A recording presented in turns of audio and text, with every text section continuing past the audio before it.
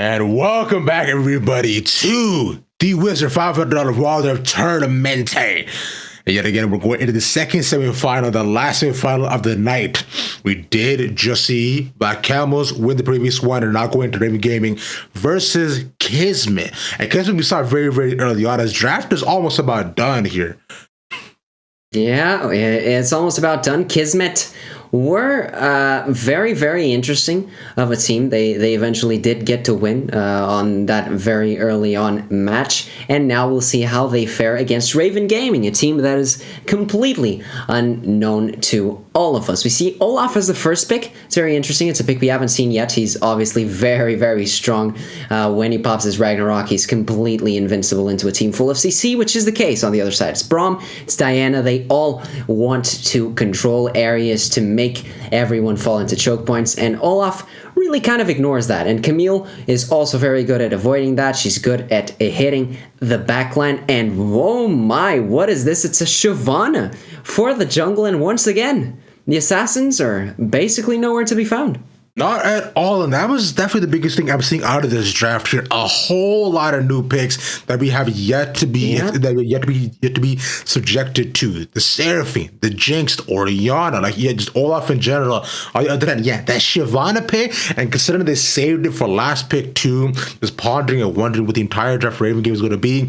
I imagine Kismet has big plans for the shift, but as we head on into the game, just a couple of seconds, I'm excited to see how it plays out, how much actual impact Shyvana's going to have, whether or not she goes full AP, because if so, it's about to be hype. Yeah, we're about to see some flame breaths being flung around by the dragon herself. We'll see how that goes. Shyvana is also a very good duelist in the early game. She's one of the best in the game, so she's already historically pretty good into Olaf, because they're both just very good duelists, and Shyvana just fares better when it comes to scaling compared to the Olaf himself. So let's see if it's the same in the Wild Rift, or if the Wilderness will change how this matchup is played. So far, we're into the Wild Rift itself, actually.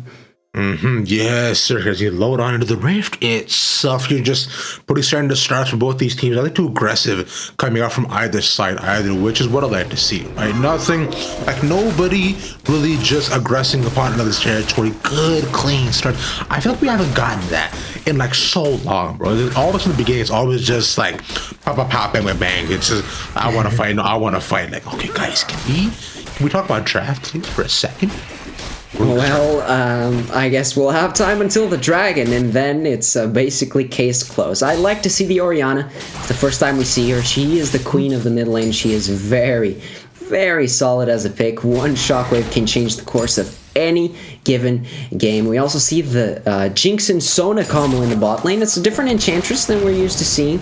It is not the Janna. It is not as good at disengaging, but it is way better at engaging. One single crescendo, it can change the outcome of any team fight. Then the Jinx just has so much range. It's so easy to be effective with this marksman that you really can't go wrong with it. It's a very, very safe composition coming through for Raven Gaming, while Kismet just go for what we're used to seeing today, with a little wrench in the plans, which is the Shyvana that's really gonna try to rain hell in those key team fights. So far, though, what I was expecting to happen, considering the Sona was picked out too, is one trend I've seen in terms of drafts is the Sona Seraphine pick has been quite popular. Here's a combination. I have to go in mid, as I believe. We're looking at bot side. Olaf is already looking to fight as well, along with Diana too. As they look towards getting the first dragon, they do have bot priority here for Kismet. Dragon is gonna spawn, but I don't think he wants to go for this gank. He goes behind the bushes and just looking farming his own jungle. Yeah, nothing surprising here. We're probably not going to see much action until that said Mountain Dragon. When it comes to lane matchups, I'd say the Garen is pretty favored into the Camille, but the Camille is not letting up. We see Sleepy is just constantly pushing these waves, constantly pressuring the Garen, but of course his perseverance just makes him just completely impervious to any kind of trades. He just keeps stacking that health regen up. He just keeps staying healthy when it comes to this, but now is when stuff gets a little bit more fun, I guess, a little bit more complicated as well, because level 5 is being hit by most champions in the game, and when that level 5 is hit, most key cooldowns are really coming into fruition here. Sleeping is very easy to isolate the enemy in that way, but also the execute coming over from Mob can be a game changer in the mid lane. We also see Crown and Zac both with their ultimates. Of course, the Shockwave is very good for crowd control, but as long as the team fights aren't around, I would believe that Orianna is not going to have kill pressure in this mid lane. Considering how pressure she's been onto the Diana, it'll be up to Zac to see if he can possibly just find some roams across the board as already. Virtual lands up, knock up onto Zone, takes a lot of damage, but the healing will keep her topped up. For now, there was a good engage in the 2v2 they cannot follow up from. Yeah, and nothing happens here. The Sona, unfortunately, not having the crescendo to change that whole team fight, eventually gets brought down to very low, but nothing happens. Kismet are still not overcommitting to these engages, which is also good to see. They do not want to let Raven Gaming get away with this early game, because the early game is the name of the game in the Wild Rift, as we all know, and whoever takes the cake in these early stages will probably get away with the Nexus as well. Dragon finally spawns, and Omen is kind of struggling because there isn't enough priority yet from his team, but now that they're starting to gain some ground, the Scuttler is already gone. Yeah, like, and just look at the vision as well, they're not at all in their favor as he gets exhausted, but almost none of the teams actually behind Kismet and the Braum to do the follow up on it, but could possibly look for the steal. The ward goes down too, so at least they have vision of this Drake as well. Shockwave gonna, like, not gonna land on anybody as they get the ball just a little bit out of range as they all kind of pull the dragon back, but they cannot finish it. Yeah, just nothing happens. Disengage appears, and the waves that were set up are slowly pushing into Raven Gaming again, which makes Kismet way more confident to get in, but Kavo does not have the special package on him. It's on the base.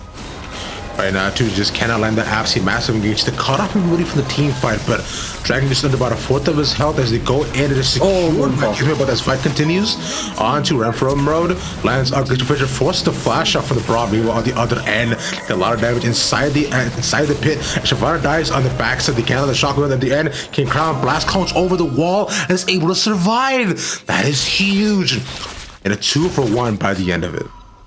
Yeah, it is a 2-for-1, but Kismet do crucially get the Mountain Dragon, and King Crown is not even trying to recall here. Zac just gets access to the wave. King Crown is out of mana, out of health, and could be in trouble, but Easy Clap is on the top side. He's just clearing his Krugs, and no harm will come to the Lady of Clockwork. So, right now, Kismet, they do get the team fight, they do get the dragon, but the gold lead is pretty much even at this point.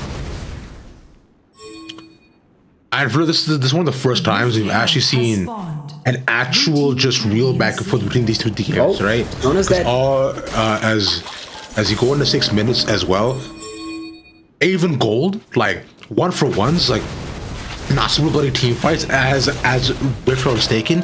I feel as though we've entered a whole nother world here anymore. But I might have spoken too soon, as right now already we see Raven Gaming trying to enforce about the Rift Turtle too, but they just cannot get in yet again. The same situation with the Dragon as they were all before stop. And to give a little callback, is this a world of perfect execution? Aha! We'll see if both teams perfectly execute their way into a win. Right now, Kismet are getting absolutely everything, even though everything doesn't amount to much at this point. It's really not much. They didn't win a huge team fight. They did get both primary objectives. They did get the Mountain Dragon. The Rift Herald is currently in their hands, and who knows what they'll do with it. Will they open the base already? Will they open the map? Will they get the plate gold? Will they get the priority that they need to secure future dragons? Right now, the next dragon will be an Infernal, which means that both teams will heavily contest it, and that's when the explosiveness can really come about. And this is where I really have to look in the macro play that goes into this game. Haven't really had much of a chance to do so, considering how fast everybody's played so far. But if we're looking at it currently, although mid lane is kind of in a pretty even state, we know King Crown will maintain to have the push up against his Diana. Yep. But Zac might be in trouble lens. Okay, but like a little bit of damage on him, he should be okay. But what's really gonna make the team fight too is once we get into those chokeholds into the dragon, is if the Glacial Fissure can be comboed with the Moonlight Vigil, right? So the huge damage along with the knockup at the back could be exactly the turn that they need.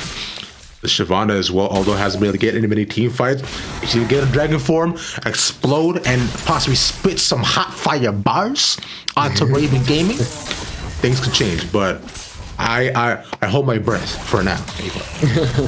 You hold your fiery breath for now. Let's see also what Raven Gaming can do about these choke points. And Jinx is taking a lot of punishment there from the core. He ends up not dying, but Raven Gaming do have a lot of choke point control. They can isolate a member with X-Tech Ultimatum. They also can use not only the Crescendo but also the Shockwave to set up perfect team fights for a Jinx. So let's see how those choke points are utilized. Both teams are very much favored in any kinds of team fights. It really only matters who has more items or who executes better, who lands the most stuff on the most amount of people possible. Until now, we do see that Kismet are very much ahead, but no explosive team fight has been done yet. So Raven Gaming are very much in this game still, which is surprising for a game that's at 9 minutes already, considering what we've had so far today.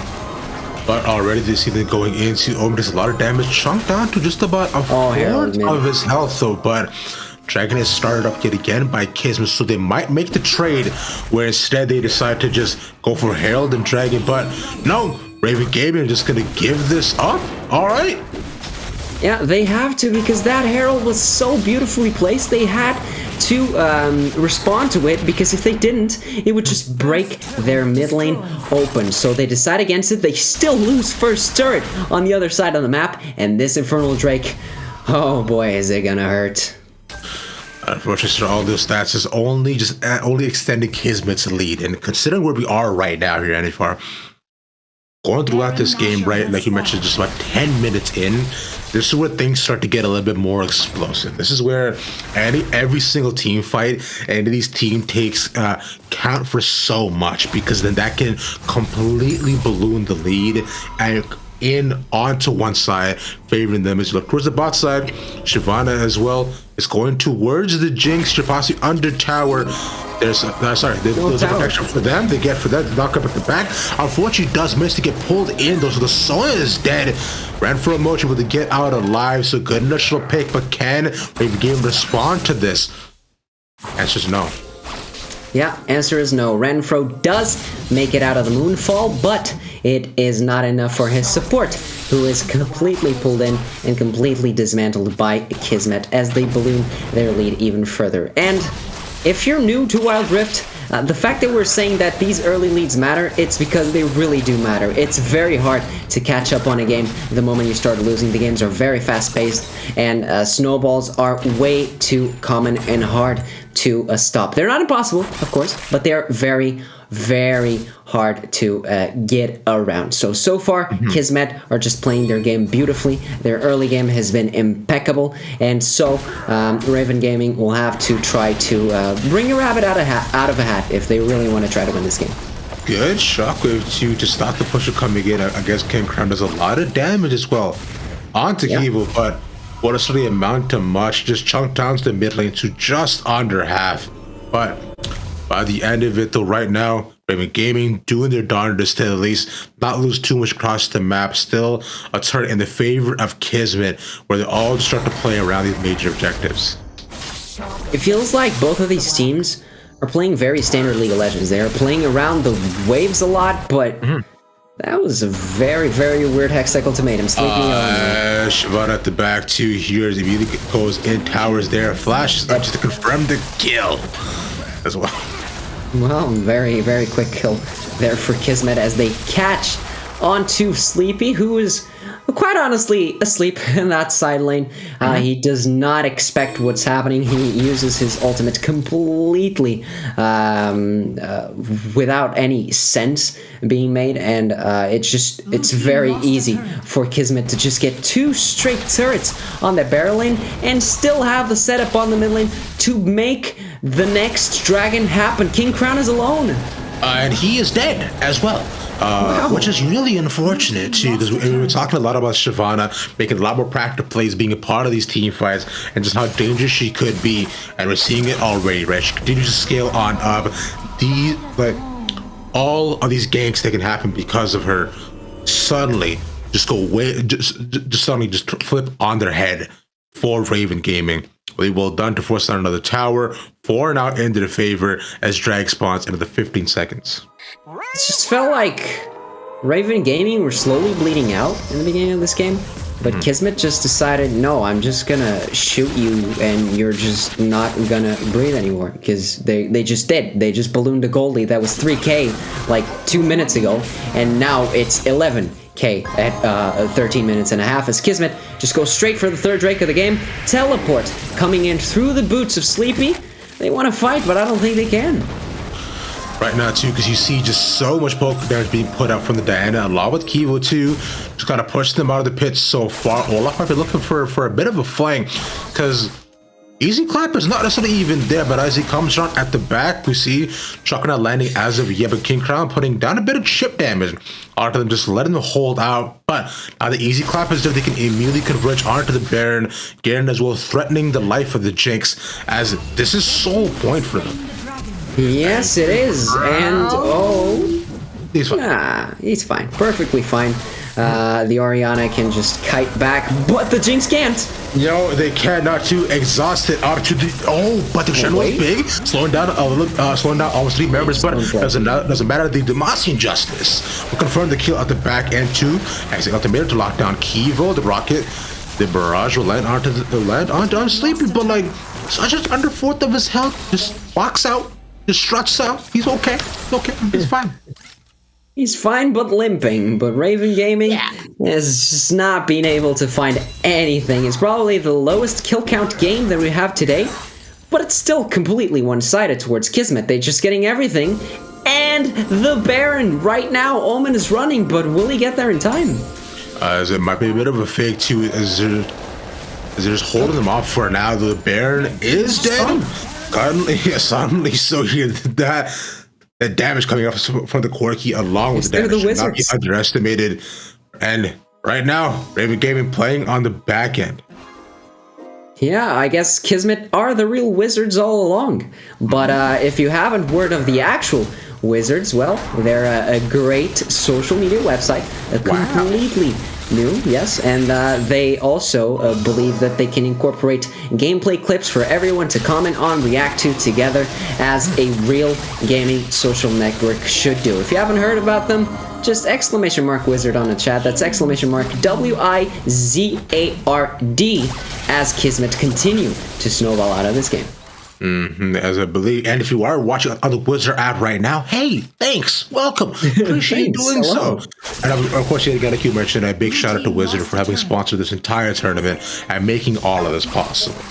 As I'm sure, because honestly, so far, man, I've been an absolute blast watching these teams just killing it, going day out, especially with the new mediums, as seeing as how League of Legends has transformed and going, and where it's gonna go. Just right now, inhibitor turrets has been taken down. God! In and wow, from max range, really just takes down the Jinx, and this is the Nexus, and game number 1 going over to Kismet. That is not nice what he just did there with Garen. That's an AD carry's worst nightmare as Kismet take the win on the first game of this best of 3. And I don't know what to say. Kismet were just very clinical. They did not take a single risk this game, and they just got away with it. They just got away with absolutely everything. And as we see Easy Clap being crowned the MVP by the in-game client, he did absolutely everything he needed to get his team ahead. And Kismet, slowly but surely, they win the race. Clinical indeed, and what we definitely saw there too was for one of the first times, instead of just brawling out and not necessarily even around objectives to just push their lead, Kismet played the macro game so beautifully. The waves in their favor, the objectives in their favor, playing around their vision, and they set up well beforehand to really well done. Like you were mentioning, right? They're really just playing standard League of Legends experience that we have not been subjected to so far throughout this entire day. Yeah, exactly. They were just playing standard League, and eventually it worked out. But for now, we're going to watch the first clip of this match. It was the first Dragon team fight, and King Crown, he really had to pull a miracle there to survive through this one. No kills yet whatsoever. First Dragon is sought after by Kismet. They do lose their jungler in the process, as they also get the enemy jungler, and it is just a 2-for-1. But from this 2-for-1, so many things happened in the meantime. And here we see the Orianna barely escaping the last missile there from Corki, but still, it was an amazing team fight by Kismet, and it was the start of a really surgical game. Like you were saying here, right? And now after that, we wouldn't see many kills happen for Kismet for at least just the next couple of minutes too, because it just worked on controlling the sideways well, pushed their advantages, placing down vision, and then really only playing on actual neutral objectives that they know they could use to really push to the lead, which we'll see going up in clip number 2 as well, which is right on the bot lane. You see right here. Yeah, they just managed to catch some of the members of Raven Gaming off guard as they are walking towards Vision on this Dragon site. They get the turret, they get so many kills out of it, and from here on out, there's really nothing that Raven Gaming could have done. They go straight to Baron, they're forced to face check, and the game is basically over. Yeah, and with this final clip, we will see when the game was finally over, and it was just the final team fight you saw inside their own base after the Baron was taken. Kismet, it's just completely pushing everything they had against them, walking up into their base with all the money in their back pocket, their minions all purpled up a bit behind them, deciding, nah, this game is ours right now. Yeah, a huge moonfall onto 2 just completely deletes them. The Shyvana takes half her health from the fountain. It really doesn't matter for Kismet. They will take everything, your wallet, your bank account, everything, your social security number, just name it. They just want it, and they will have it. And of course, we'll have to wait to see if they can close it out on the next game. With that being said, we're going to do very, very shortly. When we come back, we do have game number 2 in our second semifinals for the Wizard $500 Cup. See you soon.